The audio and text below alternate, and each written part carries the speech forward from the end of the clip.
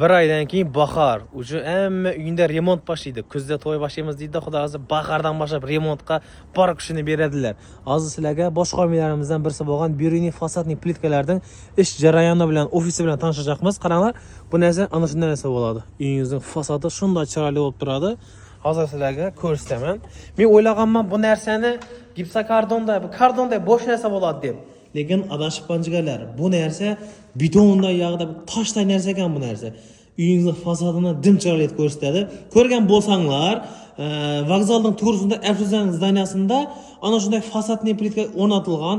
Niyabishi bo'lib shaharda addini bo'lib ko'rinib turibdi u zdaniya. Sizlar ham uylaringizga shunday narsa ishlatsanglar, mahallada, ko'chada niyabishi bo'lib turasizlar. Buna 15 yil garantiya beramiz deydi. Tushib qolmasligini, short atmasligini deydi, rang o'chmasligini. Arqayin karcherda suv sevib yuraverasiz. Yaltirab turaveradi. Aytganimda uyingiz mahallada, ko'chada bir ajralib tursin, niyavishi bo'lib tursin desangiz, mana shu Byuriniy fasadning plitkadan ofisiga kelasiz. Shunday katalogdan har turli varianti bor. Ko'rib, o'zingiz ko'nglingizga qaysi yoqsa, ana shuni ishlataverasiz. Ko'rib turganingizdaymi? Uyning sirtlari ana shunday chiroyli bo'lib turadi. Ofisga kelsanglar, Shohruxxonimizning o'zi sizlarga maslahatni beradi, yo'l yo'riqni ko'rsatadi, polni tanishtiradi. Endi sizlar bilan hozir sexda aylanib chiqamiz. Sexda bir-ikki yangiliklar bor ekan, shuni ham ko'rib o'tamiz.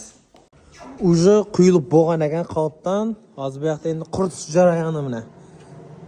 Eshitib, buni qalbda chiroyli bo'lib turibdi, issiqqina yerda quyilib. Hozir sexda tayyor fasad, tayyor sokollar ham bor ekan. Ko'rib turganingizda yaltirab turibdi buni. Bu tarafda esa burchatkam bor. Kim eshigining oldina burchatqa qo'yaman, yozning oldida suv so'yib esib o'tiraman desa, mana shunday burchatkalar ham Byuriniy fasadning plitkalarida bor. Xaragan turingizda zakaz etib ishlattirsanglar bo'ladi. Gapning qisqasi, remont boshlayman deb turgan odam bo'lsa, kelib ko'rib, fasadni shitib ishlatsa damayaman bo'ladi. Ofisga kelib tanishsanglar bo'ladi. Manzili bu yoq tarafimiz neometan bo'ladi. Pastga nomerlarni qoldiraman, bog'lanib yoki profildan o'tib, poni hamma narsani ko'rib chiqsanglar bo'ladi.